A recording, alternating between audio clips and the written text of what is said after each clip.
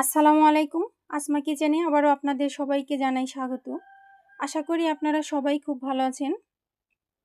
আমি আজ নিয়ে এলাম তরমুজের জুস রেসিপি।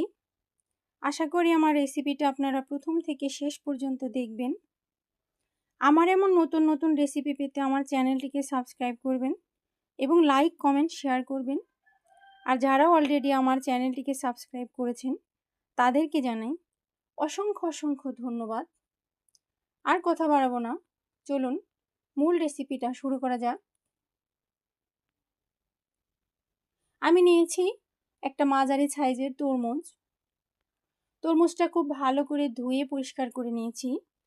এই তরমুজে প্রচুর পরিমাণে পানি থাকে, যা প্রচুর গরমে বা ইফতারে শরীরকে ঠান্ডা ও সজীব রাখতে সাহায্য করে, শরীরকে হাইড্রেট রাখে এবং পানি শূন্যতা দূর করে।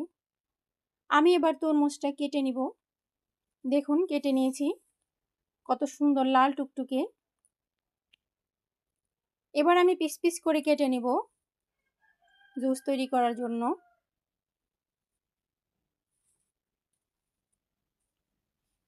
দেখুন আমি কেটে নিয়েছি।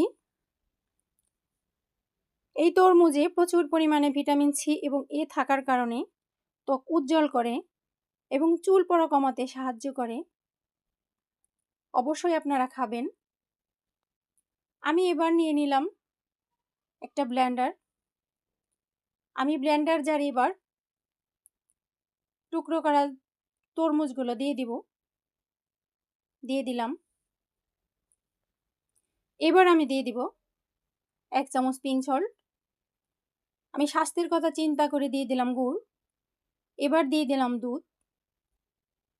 আমি 1 বাটি তরমুজের জন্য আমি 1/2 কেজি দুধ নিয়েছি। আপনারা পরিমাণটা বুঝে দিবেন। আপনারা গুঁড়া দুধ দিয়েও করে নিতে পারেন। আমি এবার ব্লেন্ড করে নিব।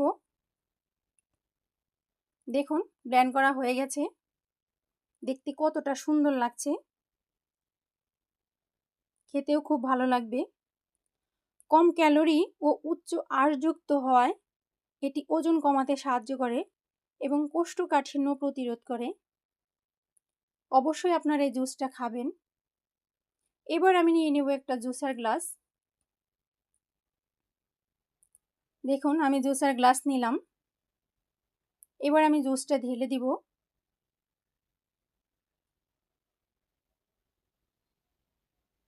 ঢেলে নিচ্ছি।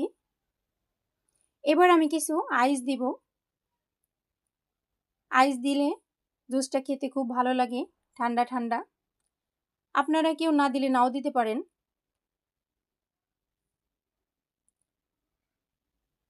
আপনারা এই তরমুজের জুসটা ছোট ছোট বেবি আছে যাদের বাসায়, তাদের বানিয়ে খাওয়াতে পারেন। বাহিরের জুসটা স্বাস্থ্যসম্মত নয়, তাই আপনারা এইভাবে বানিয়ে খাওয়াতে পারেন।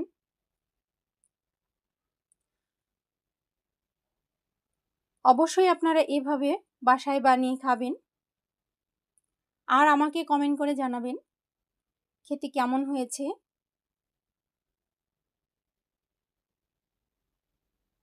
এই তরমুজ খাবার আগে খালি পেটে খাওয়া বেশ উপকারী, এতে হজম প্রক্রিয়াও ভালো হয়, তাই অবশ্যই আপনারা খাবেন। এতক্ষণ আমার সাথে থাকার জন্য আপনাদেরকে অসংখ্য ধন্যবাদ।